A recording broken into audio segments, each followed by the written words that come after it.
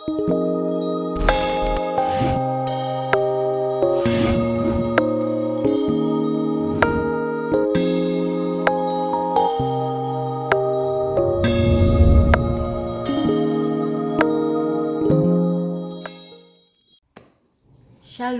paix et grâce à tous, que le Seigneur Jésus-Christ vous bénisse richement. Et nous voici encore pour une nouvelle émission. Désolée pour le silence. D'abord, je tiens à présenter toutes mes excuses à nos fidèles abonnés qui sont toujours câblés et qui depuis lors n'ont pas reçu un nouveau témoignage. C'est juste un peu des occupations et tout. Et nous voici par la grâce de Dieu. Je suis là pour vous donner un nouveau témoignage en Jésus-Christ. C'est un témoignage vrai, comme je dis souvent. Pour tous ceux qui ne sont pas encore abonnés à notre chaîne, nous sommes une chaîne où on publie essentiellement les témoignages des histoires vraies vécues par les enfants de Dieu de partout le monde. Donc, si tu as une histoire vraie, si tu as une histoire que tu as vécue, voilà, ou tu connais quelqu'un qui a vécu une situation où le Seigneur a étendu sa main, vous pouvez toutefois nous contacter et nous faire parvenir votre témoignage afin que nous puissions le publier sur notre chaîne ici. Voilà, aujourd'hui, nous allons parler d'une histoire très touchante qui montre encore combien de fois il est très important à des enfants de Dieu de maintenir une relation avec le Seigneur Jésus-Christ. Parce que c'est l'histoire d'un frère, d'un jeune frère dans la foi qui venait à peine d'avoir le bac et qui a dû voyager pour aller à l'étranger pour poursuivre ses études. Et c'est là-bas où le témoignage se déroule. Donc, l'histoire nous vient du Gabon, plus précisément dans la province du Haut-Ogooué. Mais les scènes se déroulent à Libreville. Voilà. Le titre de notre témoignage, c'est «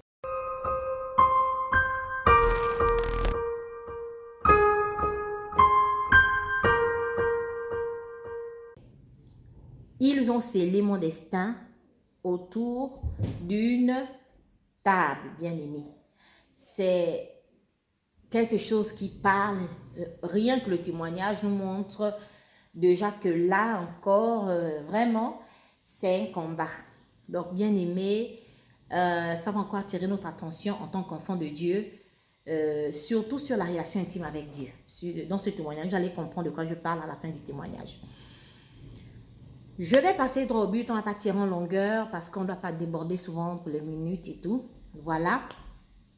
Et la scène s'est passée au niveau de Francéville. Notre jeune frère a fini ses études, c'est-à-dire il a eu le bac, il a fini le lycée, il a eu le bac. Voilà, avant même le bac, sa grande sœur décède, alors que la grande sœur était censée le soutenir et tout, et il devait aller rester à Libreville chez sa grande sœur.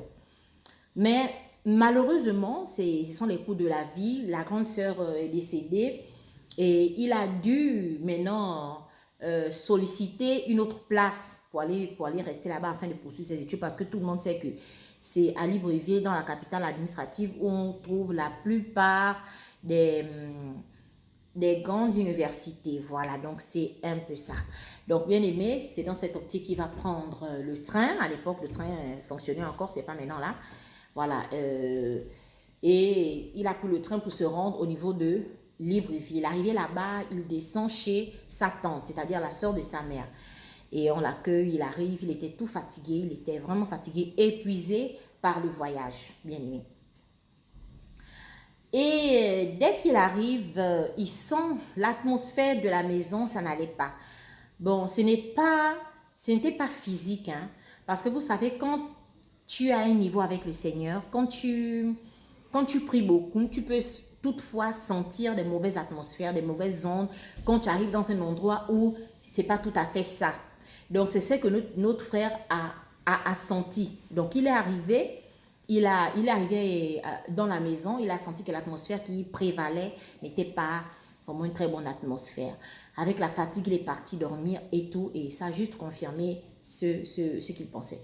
Bon, et après, ce qu'il ressentait autant pour moi, et après tout ça, Il y a eu, après, il s'est installé bien, la famille, voilà, ça va, il a repris, il a commencé ses cours à l'université, voilà. Et après, il y a eu un problème au sein de la famille, donc un problème et tout, et parmi ses sœurs, donc ses cousines, il y a une qui se disait prophétesse, il y a une qui se dit prophétesse. Elle a commencé à dire non, il faudrait payer les prophéties, c'est un problème, il faudrait que je vous délivre, mais elle demandait un certain montant qu'elle a demandé aux membres de sa famille et tout. Comme elle se disait prophétesse, et vous-même vous connaissez, aujourd'hui là, il y a beaucoup de faux qui se cachent derrière ces choses-là souvent pour soutirer les gens de l'argent, c'est ce qu'on voit. Donc, notre frère, comme il a enseigné par rapport aux Écritures, il a essayé de raisonner, sa soeur en lui disant, non, ce que tu fais là, en fait, c'est pas scripturaire, parce que la parole de Dieu dit, vous êtes allés sans argent, je vous envoie, donner gratuitement. C'est ce que la parole de Dieu dit. Jésus-Christ lui-même, quand il est venu donner sa vie à la croix, il n'a pas dit, voilà, mon salut vaut tant. Non, c'était qu'il est venu mourir gratuitement, le don gratuit. Il nous a donné le don gratuit du Saint-Esprit. Donc, c'est un peu ça. Il essaie d'expliquer. Et sa cousine a très mal perçu le fait que son petit frère essayait de la ramener selon les Écritures en disant que là, elle était sur une fausse voie. Et elle a commencé à taxer tous les noms d'oiseaux. C'est toi le sorcier de la famille, c'est toi ceci, c'est toi, etc. Et c'est là. Et voilà qu'il s'est senti un peu frustré parce qu'elle allait un peu très fort dans ses propos. Et ce qui a fait qu'il va s'enfermer dans sa chambre et il cherchait une consolation. Comme on dit en tant que chrétien, quand vous êtes face à cette situation, vous n'allez pas tout de suite engager la discussion, chercher à avoir raison. On dit qu'un agneau perd ses droits. Donc, il n'a pas cherché à acculer sa sœur, à se chamailler avec sa sœur. Il est directement allé en prière. Il s'est mis en prière. Et il a demandé à Dieu vraiment que Seigneur, j'ai besoin vraiment que tu me fortifies. J'ai besoin, il est rentré dans la prière. Il priait. Après un moment donné, il s'est senti comme visité. Mais une présence surnaturelle, ce n'était pas une mauvaise présence, c'était la présence de Dieu. Et aussitôt, il a la présence d'esprit de prendre son appareil photo et de filmer. Et quand il a filmé, bien aimé, il voit une nuit, c'est-à-dire qu'il était environné. Il a vu une grosse colonne de feu dans sa chambre, exactement comme celle qui est au-dessus, comme celle qui est au-dessus de la tête du prophète, la même couleur et tout. Vraiment. Et quand il a vu ça, il a beau eu peur, mais après, quelque chose lui dit, je suis là, je suis avec toi. Donc, c'était pour le rassurer. Et du coup, il s'est senti bien, il a remis entre les mains de Dieu, il a pu parler de ça. Mais dès lors, on a commencé à le traiter que c'est lui le sorcier de la famille, voilà. Donc, par la même occasion aussi, bon, dans la même foulée, il va dormir, il sent les visitations nocturnes, il sent des... donc, il y avait des opérations sorcières dans cette maison. Étant donné que même là où il est parti, le mari de sa tante en question, c'était un grand pharmacien, il était aussi dans la pharmaçonnerie, donc il avait ces choses, c'était vraiment, il était comme un agneau au milieu des loups, bien aimé. Mais Dieu n'oublie pas ses enfants. Et voici un jour, alors qu'il est en prière, il priait, il se voit tout de suite dans une vision,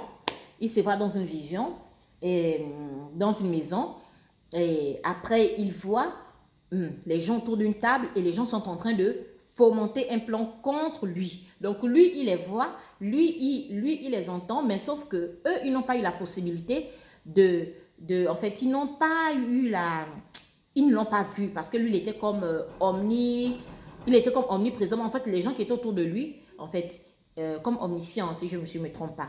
Je confonds souvent l'omniprésence, omniscient, tout ça. Mais bon, il était là, mais il était comme Dieu. Donc, on ne pouvait pas le voir. On ne pouvait pas le voir, mais lui, il les voyait. Donc, ils ont commencé à fomenter des plans contre lui, bien-aimé. Donc, il y a eu comme une table, une ronde, et une table, tout le monde était assis autour de la table. Ils ont commencé à dire comment on pourra faire pour vaincre notre frère. Bon, je vais lui donner le nom d'Édouard pour qu'on puisse quand même essayer de rendre vivant notre histoire. Il faudrait qu'on lui donne un nom, voilà personnifier notre personnage, voilà. de l'histoire, le protagoniste. On va lui donner le nom d'Édouard, voilà. Donc autour de la table, ça parlait. Qu'allons-nous faire pour atteindre Édouard? Édouard, c'est notre bien-aimé, n'oubliez pas ceci. Et voilà, ils ont commencé, chacun donnait son idée jusqu'à ce que ils ont retenu 3 idées. La première idée, c'était, il devait passer par une femme. Donc, c'est-à-dire tomber dans la fornication. Donc, le diable sait que quand un fils de Dieu est dans la fornication, automatiquement, il est mis à nu, il est à découvert. Et là, le diable peut l'atteindre facilement. Donc, c'était ça la première idée. La deuxième idée, c'était que s'il résistait à la première tentation, la deuxième, c'était le fait de le tuer par accident. Donc, qu'il meure par accident. Ils étaient en train de ficeler, ils étaient en train c'est-à-dire de faire des programmes, de faire des programmes autour de la vie de notre frère Édouard. Donc, ils étaient en train de ficeler son destin, terminer, voilà, c'est ce qu'il doit faire, il décide de son destin. Donc, c'est dans la sorcellerie. Et Dieu a permis, parce qu'il était dans la prière, Dieu a permis qu'il voie ça. Parce que c'est un fils de Dieu, Dieu ne pouvait pas. Donc, Dieu l'a montré le plan, Dieu l'a révélé le plan, les plans que l'ennemi est en train de ficeler contre lui. Et voilà que le troisième plan, c'était qu'il mourrait par maladie. Ils ont ficelé ça et après, aussitôt, quand il sort de cette vision, il voit maintenant un autre rêve, où il voit une belle jeune femme venir vers lui en disant « Édouard, je suis là », avec genre une voix voilà, séduisante, l'aspect de la femme, elle avait un aspect d'une personne qui venait pour séduire, ça c'était dans le songe. Après avoir vu qu'ils ont la réunion autour de la table, quand ils tentent de sceller son destin autour de la table, il voit maintenant le songe qui vient après. Bien aimé, il sort du songe, il dit que non, là certainement, ça c'est quel songe? Oh mon Dieu, qu'est-ce que c'est ça? Il était un peu perturbé par ce qu'il venait de voir, bien aimé. Et voilà que le jour même, il décide d'aller chez son cousin, en tout cas chez un frère, chez son cousin, je pense, hein, voilà.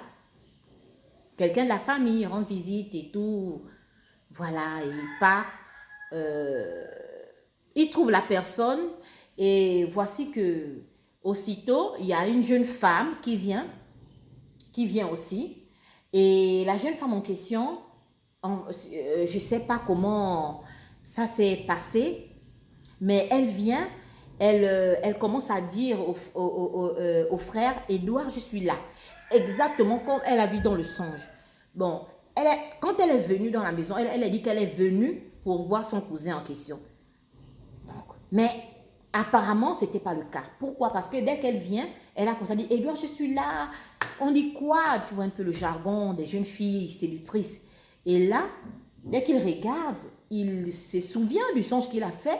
C'est exactement les mêmes propos que la dame qui était dans le songe a tenu.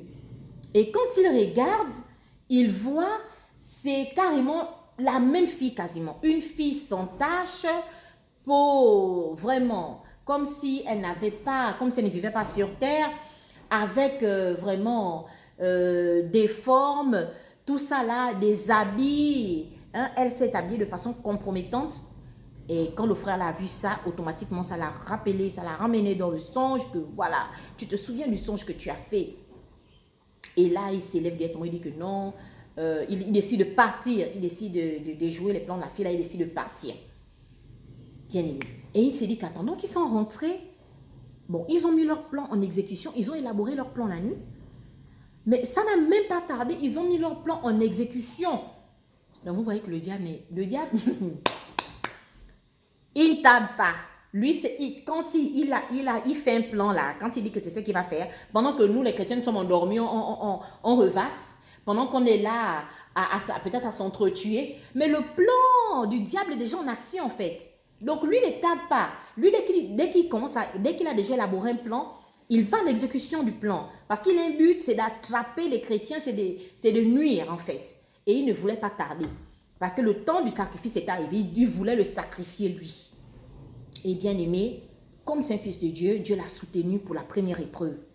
Deuxièmement, il descend sur la route d'Awenje. Pour ceux qui connaissent Libreville, c'est une voie double. Les voitures passent comme ça et d'autres vont comme ça. Donc, pendant que notre bien-aimé frère Edouard descend de là, il regarde, il voit bien que les véhicules ne sont pas là, donc les véhicules sont vraiment éloignés. Donc, il a tout le temps de traverser sans problème. Bien-aimé, dès qu'il traverse le véhicule qui vient à vive allure, il sent une présence qui l'environne, il se retrouve au bord de la route, bien-aimé. Donc, à un moment donné, il est dans les vapes, il ne comprend pas ce qui se passe. Et il comprend qu'ils sont passés à la deuxième phase de leur plan. Donc, c'est-à-dire le fait de mourir par accident. Il a dit, mon Dieu. Et ça s'est passé 3 fois. La troisième fois où il a failli faire l'accident, c'était maintenant sur la route du charbonnage, je pense, la route du charbonnage. Là, cette fois-ci, bien aimé, il a vu comme une colonne de feu qui est venue l'environner et il s'est senti épargné net. C'est miracle. Ça, vraiment, ça ne s'explique pas. Donc, vous voyez que je bénis Dieu parce qu'il avait une relation intime avec le Seigneur. Et le Seigneur l'avait tellement montré, il l'a vu de ses propres yeux. Il a vu comment l'ennemi, quand il faut monter, il a mis ça en prière. Mais en fait, il ne se disait pas que ça devait se faire de là à là. Mais voilà, on est dans ce monde méchant. C'est compliqué. Et voilà que un jour maintenant, aussi, après tout ça, il priait, il remerciait Dieu au Seigneur, merci de m'avoir épargné. Et pendant ce temps, dans la maison, il y avait toujours des atmosphères, ça n'allait pas. C'était, tu sens, c'est tendu à un moment donné. Il allait rendre visite à l'une de ses connaissances aussi. Au retour, maintenant, il vient. Ça, c'est après les 3 accidents mortels qu'il a ratés que dans les 3 accidents, il a senti la présence du Seigneur l'environner. Et il s'est retrouvé par miracle épargné. Après sa troisième tentative d'accident mortel, il allait rendre visite à l'une de ses connaissances. Et sur le chemin de retour, bien aimé, il marche, il sent une masse. Il a piétiné une masse. C'était donc un fusil nocturne. Donc, ça, c'était la 3e phase du plan élaboré par les sorciers, qui était le fait de lui donner des maladies. Donc, il a senti le pied faisait mal. Vous allez me poser la question, comment est-il possible à un chrétien de piétiner un fusil nocturne et il ressent ça? Nocturne et il ressent ça, oui. Il y a une écriture qui soutient, qui dit, le malheur atteint le juste, mais l'Éternel en délivre toujours. Toujours. Donc, c'est-à-dire que tu peux tomber malade, c'est le mal. Tu peux même toucher un fusil nocturne, c'est le mal. Mais c'est la fin qui compte.